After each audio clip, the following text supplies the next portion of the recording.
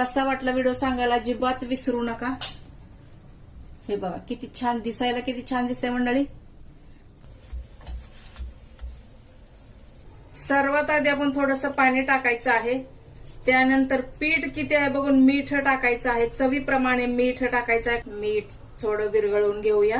आता हे गव्हाचं पीठ आपण टाकायचं आहे। जर तुम्ही पीठ चाळलेलं नसेल तर चाळून घ्यायचं आहे मंडळी। थोडं थोडं पाणी टाकून पीठ मळून घ्यायचं आहे मंडळी। एकदम पाणी कधीच टाकायचं नाही मंडळी। पिठाची क्वांटिटी नाही, आपल्या परिवाराप्रमाणे पीठ घ्यायचं, चवीप्रमाणे मीठ टाकायचं। कमीत कमी 5-6 मिनिटं तरी द्या, त्यामुळे पीठ छान मळलं जातं। मळताना काय करायचं, हे असं आतमध्ये घ्यायचं, हे पण तितकंच खरं आहे। बघा पीठ छान पैकी मळलेलं आहे। आपण आता थोडंसं तेल वरती लावायचं आहे। हे 10 मिनिटासाठी असंच ठेव मंडळी। ते 10-15 मिनिटं झालं असेल, छान सॉफ्ट झालेला आहे। आता याचा आकार तुम्ही तुमच्या आवडीप्रमाणे करू शकता, लहान मोठा।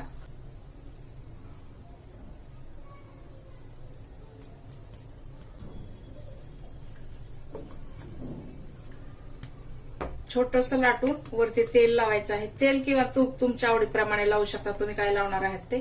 ही पिठी साखर आहे मंडळी। आपण शुगर पराठा कसा बनवावा हे बघणार आहोत। हे तुम्ही करून बघा मंडळी, खाण्यासाठी खूप चांगला लागतो। त्यानंतर ह्याला आपण आणखीन एकदा असं फोल्ड करायचं आहे। त्यानंतर थोडंसं तेल किंवा तूप आणखीन लावायचं आहे। त्यानंतर आणखीन थोडी साखर टाकायचं आहे। गोड तुम्ही तुमच्या आवडीप्रमाणे करा मंडळी, तुम्ही किती गोड खाणार आहात त्याप्रमाणे करा। छान पॅक करायचं आहे। त्यानंतर अलगद कधी पण लाटताना मंडळी हळूहळू लाटायचं, एकदम जोरदार लाटले तर याचे पडदे नाही सुटत।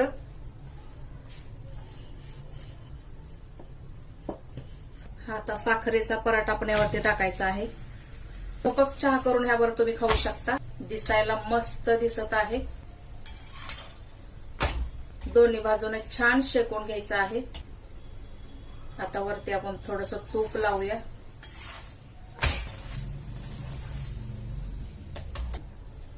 काढताना कधीही खाली अशी जाळी ठेवा, त्यामुळे काय होतं की वाफ आहे ना, त्यामुळे पराठा आपला खराब होतो। पण आता शेकून घेऊया आपण। असे पदार्थ मुलांना फार आवडतात मंडळी। चारी बाजूनी इक्वल शेकलं पाहिजे। आमच्या सासूबाईंना अशा चारी बाजूला कोपरे जर कच्चे असले, पूर्ण शेका चारी बाजूनं। कसा वाटला व्हिडिओ सांगायला अजिबात